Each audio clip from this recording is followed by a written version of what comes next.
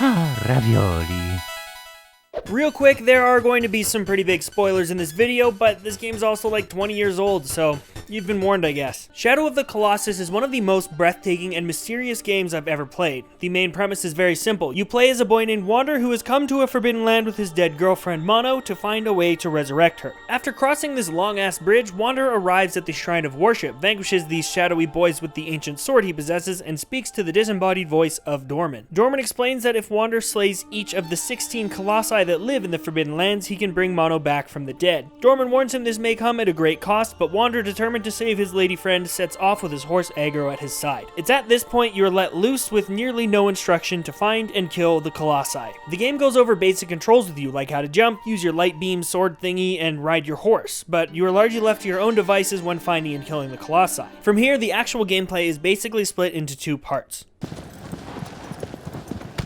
When I was a kid, I had one of those PS2 demo discs, and on it was a demo for Shadow of the Colossus. Being a dumb little snot-nosed kid, I had no idea what to actually do, and I just ended up riding my horse around for hours on end. It was such a cool experience just exploring the world, and seeing Shadow of the Colossus now in HD on PS4 makes for one of the most breathtaking games I've ever seen. It's just got such a beautiful environment to travel through, and they do a really great job of making it feel empty and desolate, yet unique enough to make you want to go check out that pile of rocks over there. Oh look, a coin! Exploring the overworld is just wonderful, and there are so many beautiful locations you'll uncover as you go. It's almost unbelievable how much they hid in this game, considering it was originally on the PS2. The camera also automatically adjusts itself, giving you a wonderfully cinematic experience as you ride around on your horse. And despite how barren the open world might seem, there are a few reasons to explore off the beaten path. Scattered throughout the world are shrines that act as checkpoints, and these trees that bear fruit that will increase your overall health. I love that the game doesn't tell you about any of this. Finding out that the white-tailed lizards at these shrines can give you more stamina, or that you can grab onto hawks and fly around without anyone actually telling you, is something I really miss about video games. There's so much hand-holding in games these days. Shadow of the Colossus is just such a fresh take.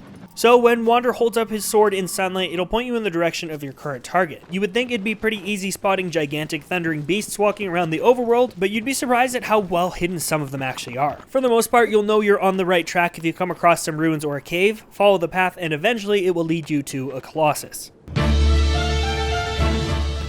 Fighting the Colossi is where some of the coolest and most frustrating moments will take place. Each and every Colossus requires you to climb onto it and stab its glowy blue spots to deal damage. You can climb the Colossus by scaling their fur and grabbing onto their stone armor. Each Colossus presents itself as a puzzle, and you've got to figure out what exactly you need to do to climb onto it and find its weak points. This can sometimes mean you end up running around for 10 minutes at a time trying to figure out what to do, but it always feels good finally figuring out how to climb up onto the Colossus. The game forces you to think critically about your environment and what tools you have available to you to solve the puzzle each encounter presents. The lack of guidance this game gives you can also lead to some extremely frustrating moments. You might think you've got it figured out at one point, only to fall off and start back at square one. It's not so much an issue in the earlier fights, but in some of the late game encounters it can get pretty aggravating since the stakes are higher and the puzzles are harder and far less apparent. But having this lack of guidance makes you feel like a genius once you do actually figure them out. So once you finally get a grip on the Colossus, you'll have to jump, climb, hold on for dear life, and locate the glowing blue spots. You can then raise your sword and stab the heck out of them. Honestly, I feel kind of bad for them. They're just minding their business and all of a sudden this kid pops up and starts climbing all over them and stabbing them in the head. But you gotta save the girl, right? Dorman said it was cool and he's basically a god, so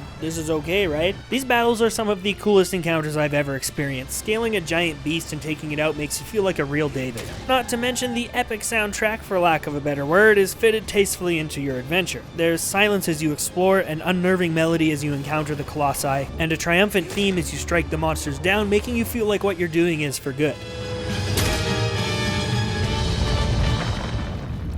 So, as always, here's the part of the video where I talk about the not so great parts of the game. Honestly, a lot of the reason I love this game is nostalgia. There's a lot going on that works really well, but these things also have a dark side to them that can make or break your enjoyment of the game. I think a lot of people agree that Shadow of the Colossus has awful controls, and I wholeheartedly disagree. Yes, there are parts of the controls and moments in-game that can make you feel like the controls are subpar, but the actual controls aren't bad. There's just a lot of other factors that might make them seem so. Okay, so first off, Wander is a clumsy bupkis. He trips on things, he stumbles off ledges and goes...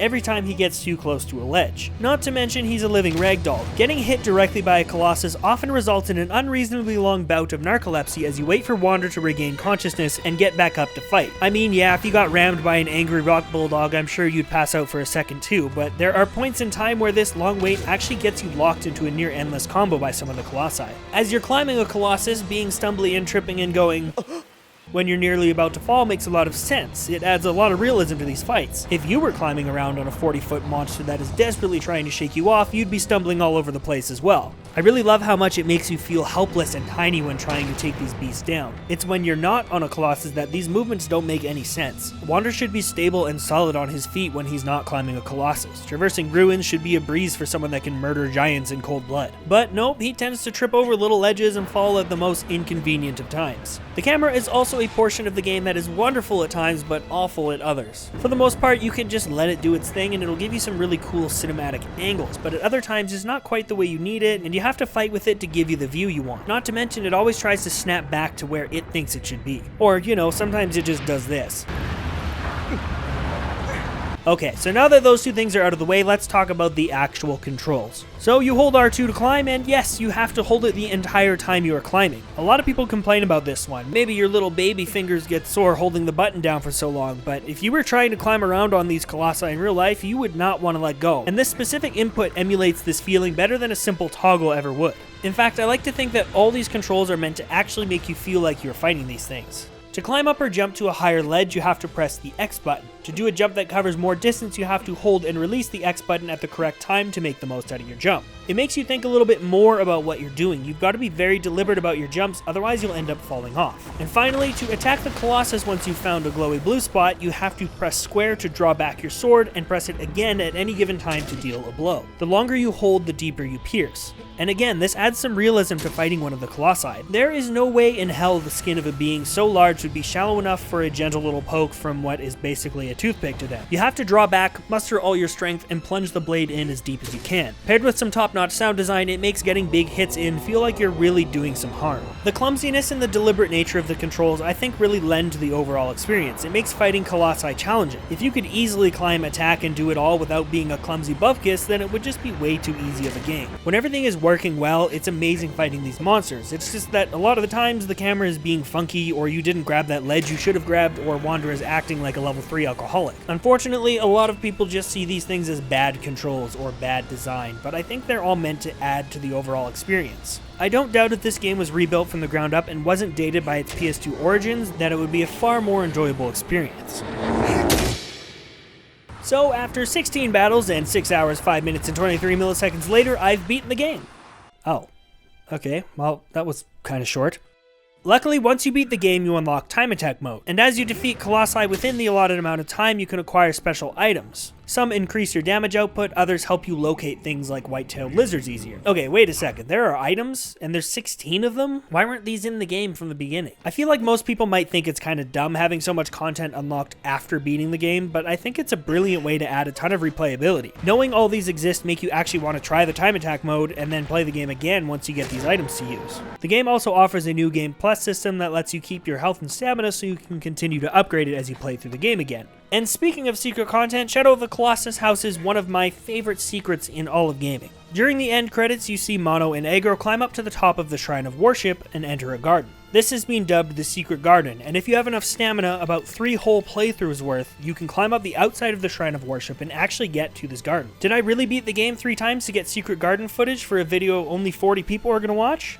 Of course I did. You can also get to this big bridge that spans half of the map, and after a 7-minute run from one end to the other, you'll find the entrance you initially came through at the start of the game. Some strong winds keep you from going any further, unfortunately, but the whole experience is just an amazing thing to add to a game that's already so full of cool secrets. It solidifies the mindset of exploring your toolkit and thinking critically about your environment. There's also these 79 steps to enlightenment that have an incredible story behind them. I highly recommend checking out this video by Jacob Geller for the full picture. Essentially, some fans of the original game spent years trying to figure out what was behind this unused door. There ended up being nothing behind it, but in the PS4 remaster, the developers added these 79 coin-like glowy things you can collect that open up this door and allow you to access the Sword of Dormant. If that's not the coolest bit of gaming history you've ever heard, then you better be proving me wrong in the comments. Anyway, Shadow of the Colossus, from its amazing art design to its incredible secrets, is an experience you'd be hard-pressed to pass on. That is, if you can forgive its dated gameplay conventions and this stupid horse's mechanics. Can you please stop running into walls? Abro! Abro! Abro! Get down here now! You inbred trash! Thank you so much for watching. I really appreciate it. If you made it this far in the video, feel free to share it if you did enjoy it. It really helps my channel grow a lot. And I want to know what you think of Shadow of the Colossus. Let me know and we'll talk about it. Anyways, once again, thank you so much for watching, and I will talk to you next time.